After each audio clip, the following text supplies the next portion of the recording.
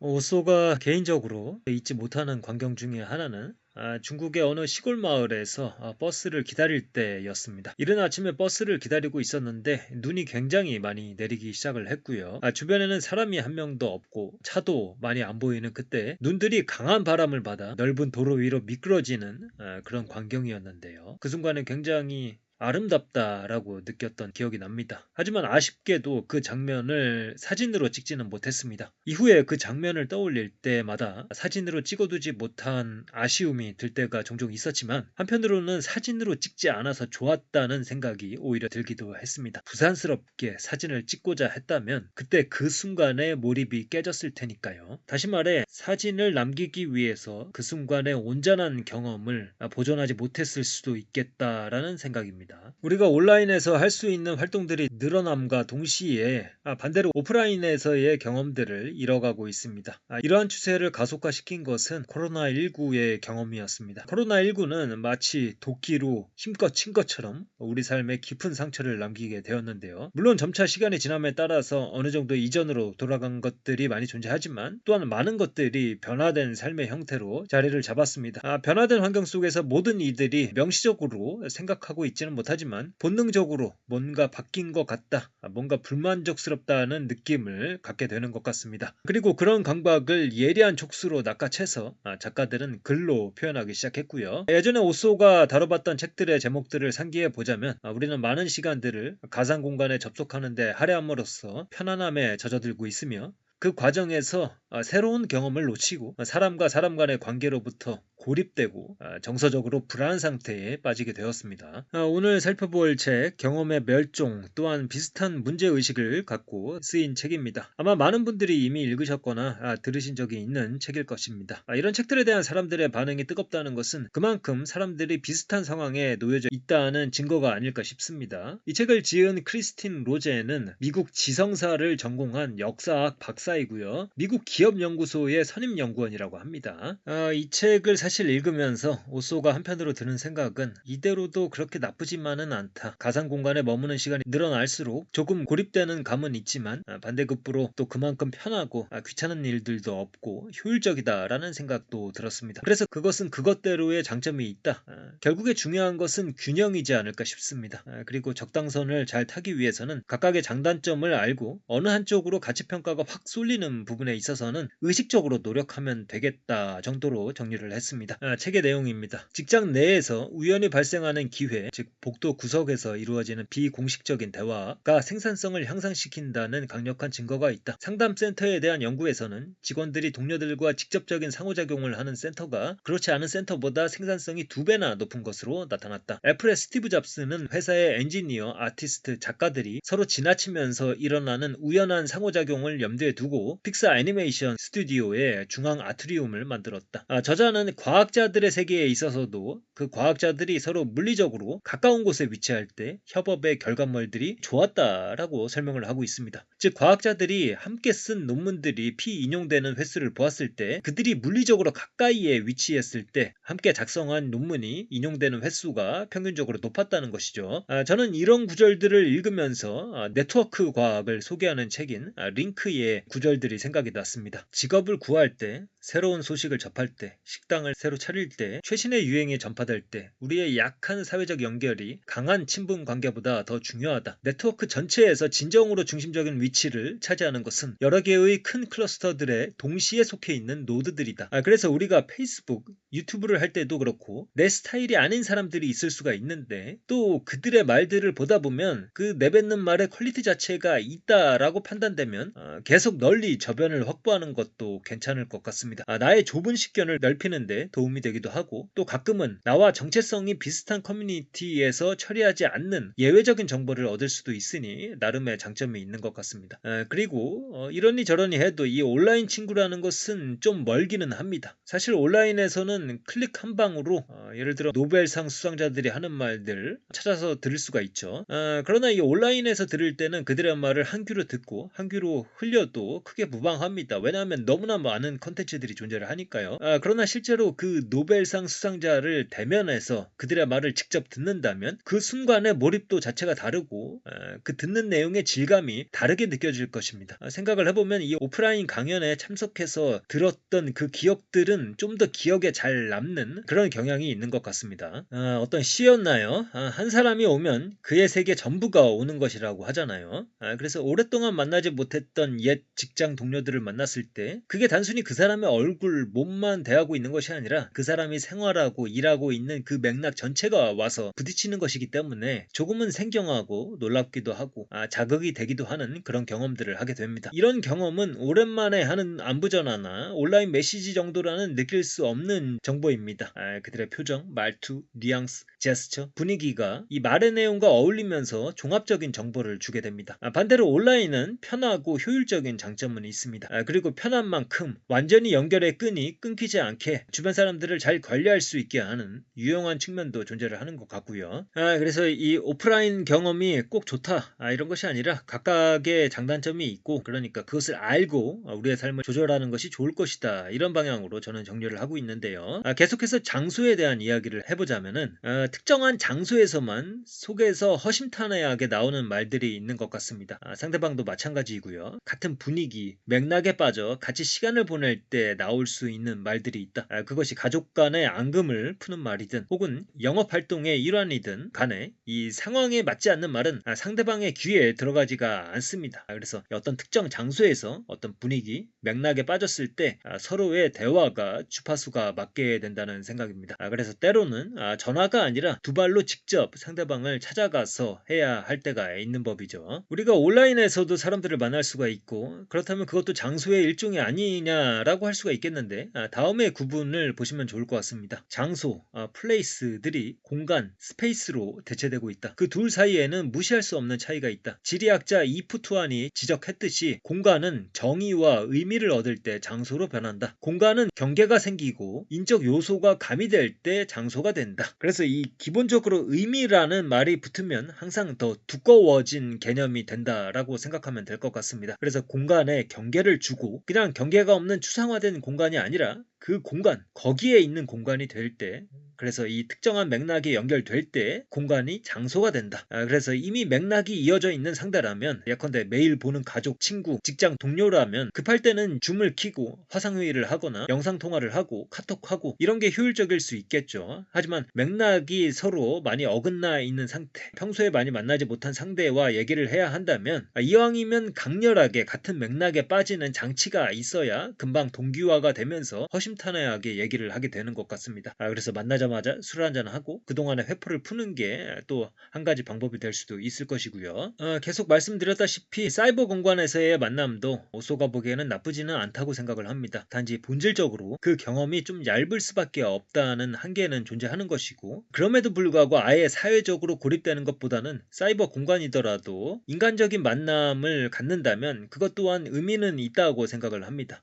다만 저자의 관점에 동의하는 것은 항상 가상 공간에서의 경험은 한계가 있다. 그것은 많은 것들이 생략되는 가상 공간의 얇음이 본질적으로 존재하기 때문에 그럴 수밖에 없는 것이죠. 대비해서 저자의 표현대로라면 유기적으로 발전하는 인간화된 장소에서 얻을 수 있는 두꺼운 경험이 있다라고 생각을 합니다. 그 다음에 시간을 들이는 것에 대한 이야기를 해보도록 하겠습니다. 온라인 활동을 많이 하게 되면 성격이 급해지잖아요. 클릭 한 방에 뭔가가 바로 돼야 되는데 이게 안 되면 안절부절하게 됩니다. 논문 한 편을 보아도 챗GPT에게 요약을 해달라고 하면 금방 요약해줍니다. 물론 시간이 없는데 최신 연구 트렌드를 확인해야 하는 연구자의 입장에서는 그런 요약도 도움이 됩니다. 그러나 진짜 중요한 내용에는 시간을 들일 필요가 있습니다. 한번 읽어보겠습니다. 하버드 대학교의 미술사학자 제니퍼 로퍼츠는 학생들에게 한 작품을 3시간 동안 살핀 후에야 그 작품을 분석하게 한다. 이런 방식의 회의적이었던 학생들은 이후 인내심을 갖고 시간을 들여 작품을 보면 얼마나 많은 것이 드러나는지 느끼고 매우 놀랐다고 했다. 로버츠는 시선을 두었다고 해서 보았다는 의미는 아니라고 했다. 즉 루킹은 싱이 아니다. 그 다음에 초기 탐험가들의 발자취를 쫓아가는 프로젝트를 진행한 바 있는 저널리스트 폴 살로팩이라는 사람의 견해입니다. 생물학적으로 설계된 우리의 이동 속도인 시속 5km로 세계를 여행하는 것이 넋이 빠질 정도로 매혹적이다. 걷는 것은 그를 인류의 기원에 뿌리를 둔 것이 분명한 명상적 무아지경에 빠지게 한다. 쉐보레 트래버스 SUV의 광고는 자연세계에 대한 다른 형태의 사색을 장려한다. 이 광고에는 거친 산을 배경으로 편안한 실내에서 대자연을 탐험하라 라는 문구가 등장한다. 여기서 우리가 예전에 살펴봤던 편안함의 습벽이라는 책이 떠올랐습니다. 편안함의 공간, 즉 컴포트존을 벗어나는 것을 강조하는 책입니다. 결국에 몰입의 경험을 위해서는 원리적으로 조금 버거운 과제가 주어져야 합니다. 그러려면 컴포트존을 벗어나야 합니다. 그러면 이 몰입은 무엇에 좋은 것이냐라고 했을 때 첫 번째로는 성과를 내는데 좋고요. 두 번째로는 무엇보다 그 몰입의 경험 자체가 행복하다. 그래서 이 편안함을 벗어났을 때 그때서야 비로소 우리가 얻을 수 있는 경험이 있다. 라는 그런 맥락의 책이고요. 요즘에 사람들은 바로바로 모든 것들이 반응하고 해결되기를 원하고 있습니다. 그래서 그런 것들이 되지 않을 때는 굉장히 조급함을 느끼는데 오히려 그러한 시간에 침묵하고 명상하고 기도를 하면서 내적 자유를 느낄 수가 있습니다. 이 바로바로 해결되지 않는 붕 뜬 시간, 예를 들면 놀이기구를 타려고 기다리는 시간들조차도 그것이 그 자체로 의미가 있는 것은 그 시간을 미래에 대한 기대로 채울 수가 있기 때문입니다. 진화 심리학자와 신경과학자들의 말을 빌려 미래를 예상하고 현재의 마음을 준비하는 과정을 통해 인간은 정서적 건강을 얻을 수 있다라고 저자는 설명하고 있습니다. 원리적으로 생각해 보면 인간의 주의라는 것은 한정된 자원입니다. 뭔가를 할 수가 없어 대기를 타야 할 때, 그 지루함을 못 견뎌 핸드폰을 만지작거릴 때 그 자원을 낭비하게 됩니다. 물론 이 지루함을 없앤다고 생각할지도 모르겠지만 기다림의 순간에 얻을 수 있는 것들이 많이 존재를 합니다. 우리 뇌의 디폴트 모드 네트워크가 가동이 되고 그동안 받아들였던 정보들에 대한 정리가 시작이 됩니다. 해마의 CA3V의 활약으로 새로운 상상력이 가동되기도 합니다. 무엇보다 자신의 생각과 마주할 수 있는 시간이기도 합니다. 인간은 단순히 정보를 입력받아 출력하는 정보 처리 기계가 아니니까요. 인간을 고등한 생명체로 만들어주는 순간은 반성의 순간입니다. 되돌아보는 시간.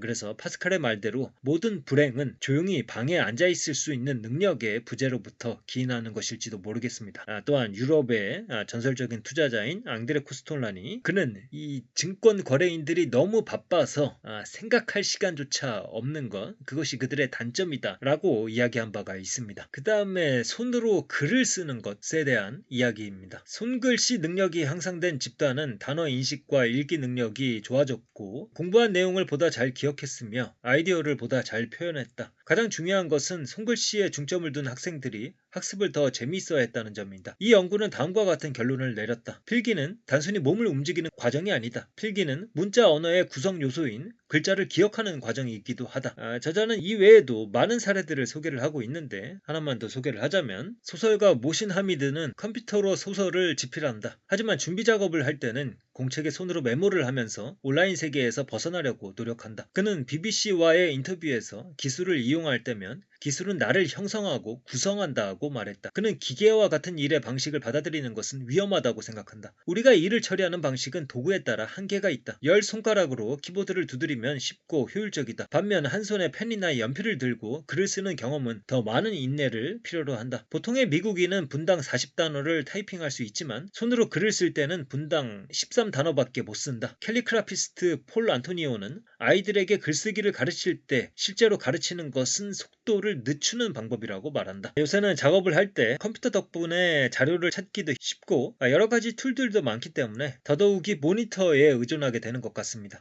그럼에도 불구하고 진짜 중요한 일을 처리할 때는 손글씨에 의존하게 되는 것 같습니다. 이건 의식적으로 이렇게 써보자 하는 식이 아니라 중요한 일을 맞닥뜨리게 됐을 때 저절로 펜과 종이로 손이 갑니다. 손 손으로는 빨리 적을 수 없다는 게 단점이자 장점이 되는 것 같습니다. 귀찮으니까 진짜 중요한 것, 핵심적인 것만 적게 됩니다. 또 한편으로는 편한 점도 있는데 따로 기능을 사용하지 않아도 이리저리 그려가면서 바로바로 구조화가 가능한 장점이 있고요. 그래서 이 손으로 하는 것과 모니터상에서 작업을 하는 것 각각 장단점이 있고 개인마다 취향이 다르겠지만 확실한 것은 저자가 말한 대로 우리가 일을 처리하는 방식이 도구에 따라 장단점을 갖는다는 것입니다. 이것은 확실한 것이죠. 그 다음에 이 책을 통해서 개인적으로는 좀 몰랐던 다른 사람들의 심리를 조금 알게 된 부분들이 있었는데요. 그 중에 하나가 왜 여행자들은 연락이 되지 않을까와 관련된 내용입니다. 사실 여행뿐만 아니라 왜 누군가는 항상 연락이 두절되는가와 관계가 있는 내용입니다. 본질적으로 그리고 원리적으로 가장 강도 높은 몰입은 주변으로부터 차단되는 형태일 수밖에 없다. 그런 내용입니다. 탐험에 가볍게 뛰어드는 당일치기 여행자들은 이제 위험한 구조를 드물게 누리는 호사가 아닌 양도할 수 없는 권리로 생각한다. 관광객들은 예측 가능성과 편리함을 원한다. 여행자는 불안이 음악의 꾸밈음처럼 여행의 작지만 중요한 부분이라는 것을 이해한다. 소설가이자 여행 작가인 폴 서로는 여행자의 책에서 최고의 여행에는 단절이 필수다. 사람들이 당신이 어디에 있는지 어떻게 해야 찾을 수 있는지 모르는 것은 행운이다. 라고 말했다. 서로는 20세기 탐험가 피터 매티슨의 예를 들었다. 피터 매티슨은 티베트 고원에서 눈 표범을 보기 위해 몇 주간 고향의 친구나 가족과 아무런 연락도 하지 않았다. 편지가 도착했을 때도 그는 편지를 읽지 않았다. 편지에 담긴 메시지가 현재를 순간순간 살아갈 기회를 망칠 위험이 있고 내가 내려놓으려는 연속성과 영구성의 환상을 부추길 수 있다는 것이 이유였다. 물론 이 주변인들의 배려 또한 중요한 가치이기 때문에 이런 식의 삶이 무조건 베스트이다 라고 할 수는 없겠지만 가장 높은 강도의 몰입, 가장 높은 만족감은 단절의 형태에서 올 수 있다는 것을